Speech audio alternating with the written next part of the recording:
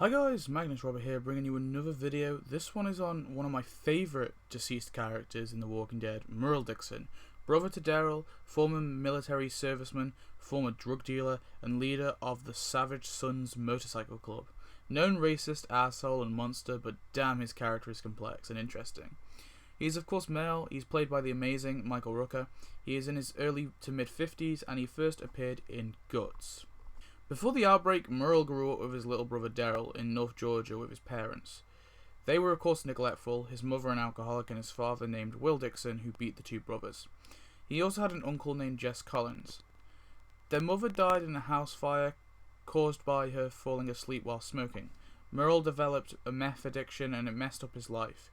His father got worse and Merle left home thinking he was going to kill him. He joined the military after leaving. At one point he punched a sergeant, which got him dishonorably discharged. He then was court-martialed and sent to prison for 16 months, and after a prison he became the leader of a motorcycle gang called the Savage Sons. After the outbreak, Merle started shooting at people, but eventually Daryl found him on top of a roof and calmed him down. They travelled around for a bit finding new people, but eventually came across the Atlanta camp's survivor and joined them. Merle and Daryl were planning on robbing them, but before they could, Merle was sent to with Andrea, Glenn, and the others to get supplies. Here he gets trapped, and Merle decides to shoot zombies. Of course, a lot of Merle's backstory before the Atlanta group can be found in the Survival Instinct video game, which is canon to the show.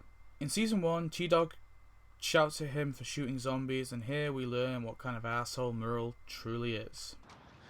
I'll tell you the day, Mr. Yo. It's the day I take orders from a nigger.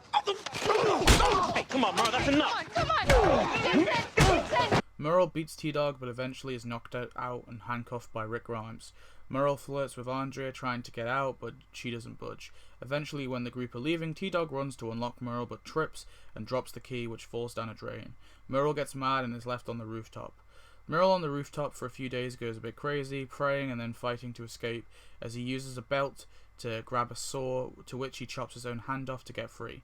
He then patches himself up, steals the group's truck, and is found by the governor when he was close to death. Here he becomes a loyal guard and develops a knife arm for his missing hand, which is damn so cool. He also appeared in Daryl's hallucinations in Season 2, but that's not really his character, so we're not going to talk too much about them. In Season 3, we first see that Merle surprising Andrea and Michonne, who are obviously watching the governor and his men at the heli crash site. Merle has his infamous line here. Now, how's about a big hug for your old pal, Merle?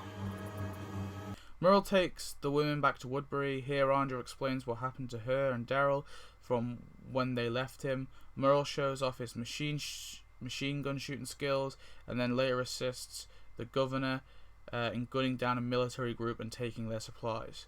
Merle gets a map on the farm to find Daryl. He asks the governor, but he says no, he can't spare the men to go look for his brother. Merle celebrates with the others, takes Michonne where she kills some captive walkers, and Merle is there when he lets Michonne leave.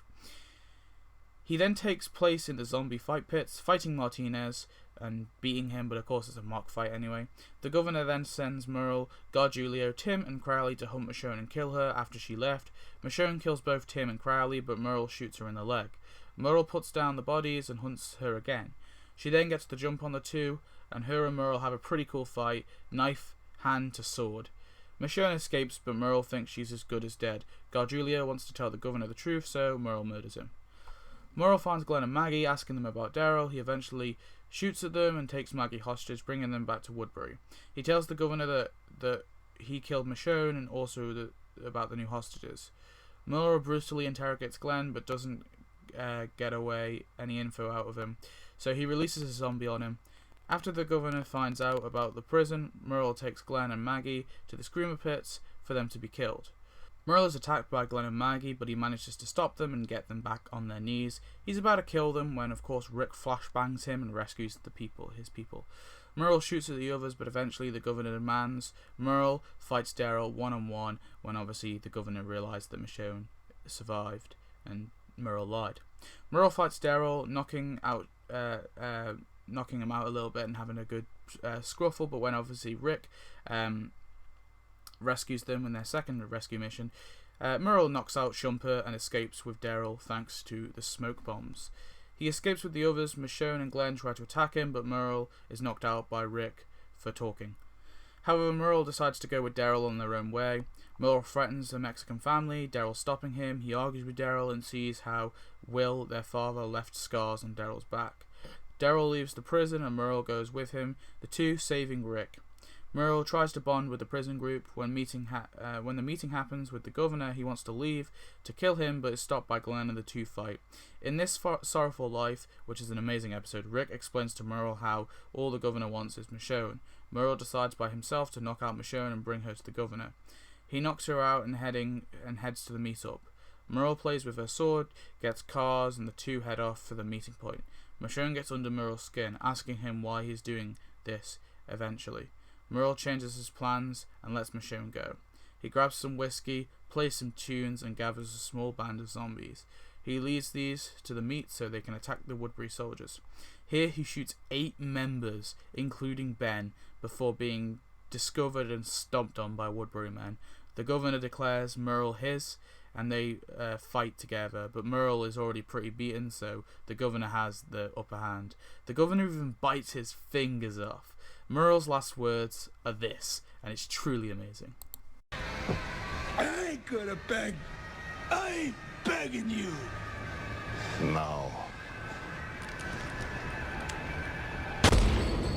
This, of course, was the same words he said on the roof when he was locked up, so it's a nice full circle for his character. Merle is killed and he turns, eating Ben as a zombie, the kid that he'd just killed. Daryl soon finds him and puts him down in an emotional manner, which was truly one of the most heartbreaking deaths. So Merle was an asshole, he was a racist, he was a redneck piece of trash, but the show managed to redeem him in some way.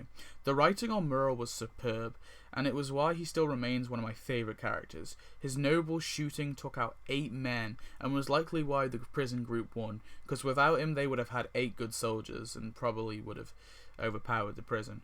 Merle knew his brother had a new family, so he gave the best chance of being able to grow old with them. Merle's death was perfectly timed, and although I wanted to see more scenes with him, I couldn't think of a more perfect death for him. Anyway, thanks for watching. I hope you enjoyed this video. Please tell me your thoughts on Merle. I know he's not everyone's cup of tea, but I personally like what they did to his character. And when I say I like his character, I don't mean I like his actions, I just like how complex and interesting the character was. So tell me which character you'd like to see next, and I'll see you next video. Goodbye.